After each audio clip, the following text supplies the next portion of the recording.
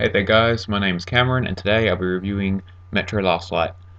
Metro Last Light is the sequel to Metro 2033. It is set in the year 2034 after Artyom has destroyed the Dark Ones and retreated back into D6, which has now become a fortified bunker for the Order and the Polis Rangers.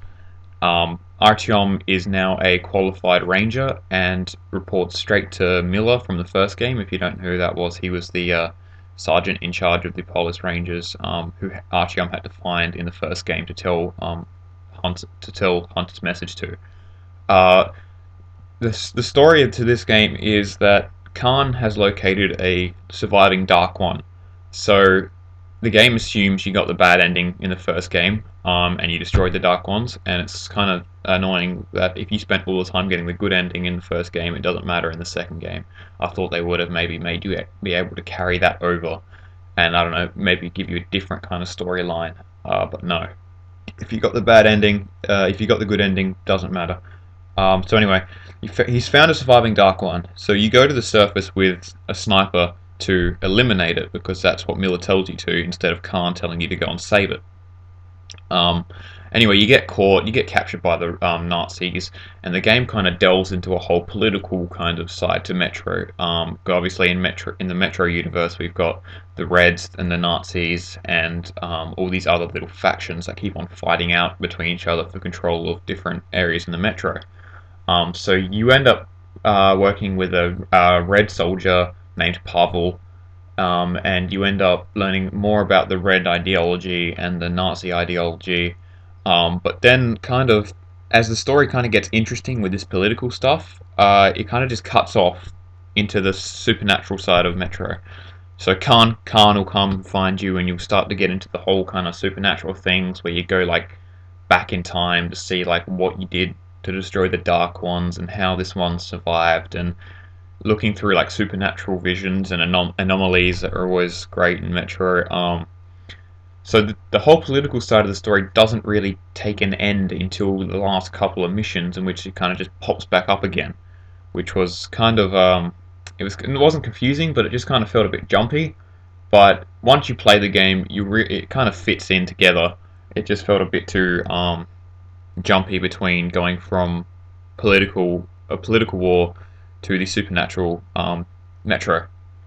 The gameplay has been improved really well.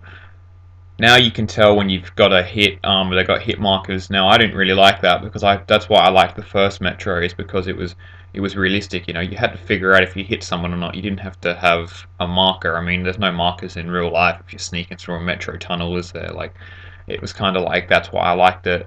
But you know, I suppose it's more set for a larger audience this time, whereas Metro 2033 had its flaws. This one's been kind of improved to appeal to a large amount of audience.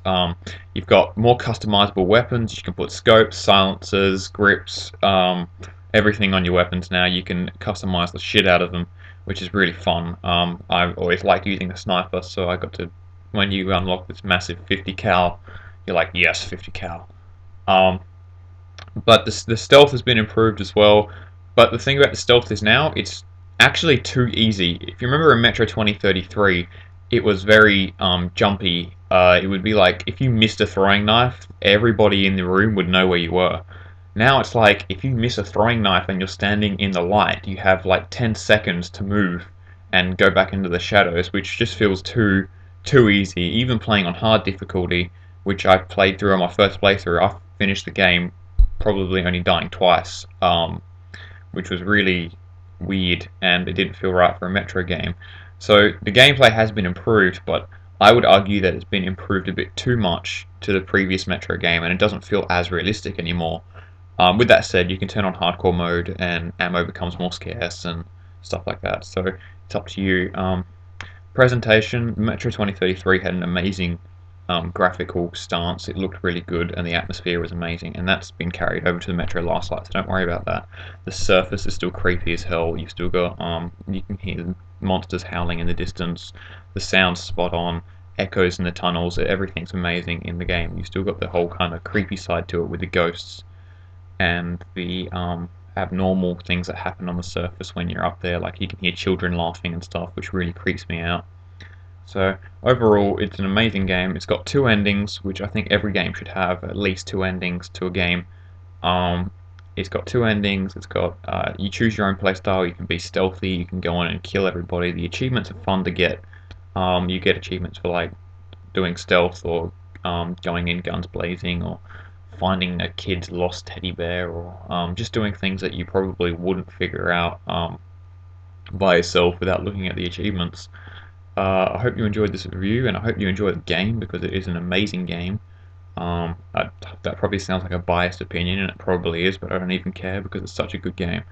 This has been Cameron, and I have no idea what my next review is going to be on because the next game I've pre-ordered is Splinter Cell Blacklist. So hopefully I'll be getting a new game anywhere between there. I don't know what I'll be getting. So if you have any suggestions, post it in the comments, and I'll review it for you guys. Cheers. See you later.